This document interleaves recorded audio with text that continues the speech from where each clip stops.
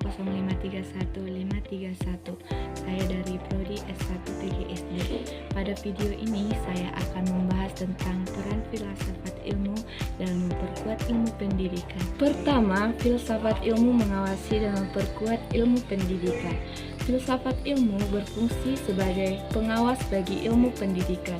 Pertama, filsafat ilmu menjaga eksistensi pendidikan agar tidak kehilangan arah. Pendidikan bukan sekedar transfer ilmu, tapi pembentukan bagi manusia seutuhnya. Kedua, filsafat ilmu memperkuat keilmuan pendidikan. Melalui metode ilmiah, setiap kebijakan atau metode pembelajaran harus bisa diuji dan dipertanggungjawabkan.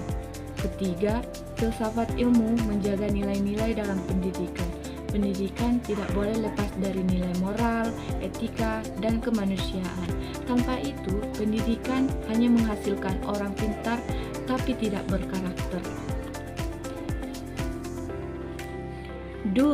Yang kedua, pendidikan yang bermakna memperkuat filsafat ilmu.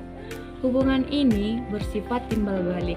Ketika pendidikan dijalankan dengan bermakna, ia memberi bahan refleksi bagi filsafat ilmu. Contohnya, pengalaman guru di kelas yang menemukan bahwa metode ceramah tidak efektif untuk anak SD. Akan muncul pertanyaan filosofi, bagaimana sebenarnya hakikat belajar anak? Pertanyaan ini kemudian mengembangkan epistemologi pendidikan. Jadi, praktik pendidikan yang baik menjadi laboratorium untuk menguji dan mengembangkan teori filsafat ilmu. Yang ketiga, filsafat ilmu sebagai pisau analisis. Filsafat ilmu disebut sebagai pisau analisis karena menggunakan 3 alat utama untuk membeda persoalan pendidikan. Pertama, ontologi. Menjawab pertanyaan apa hakikat peserta didik, apakah anak adalah objek yang dibentuk atau subjek yang aktif membangun pengetahuan.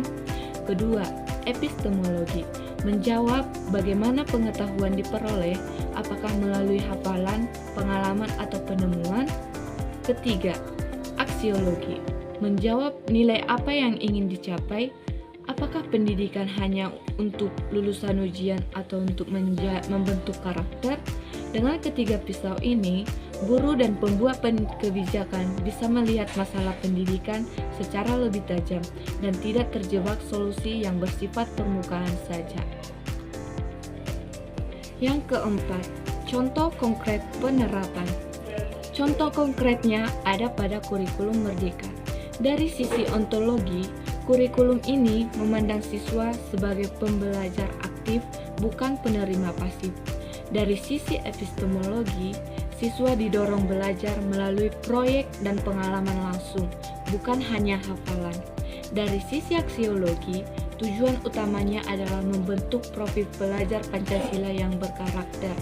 Jadi, perubahan kurikulum ini tidak terjadi begitu saja, tapi dilandasi oleh pemikiran filosofi tentang pendidikan. Jadi, dapat disimpulkan, filsafat ilmu dan pendidikan saling menguatkan.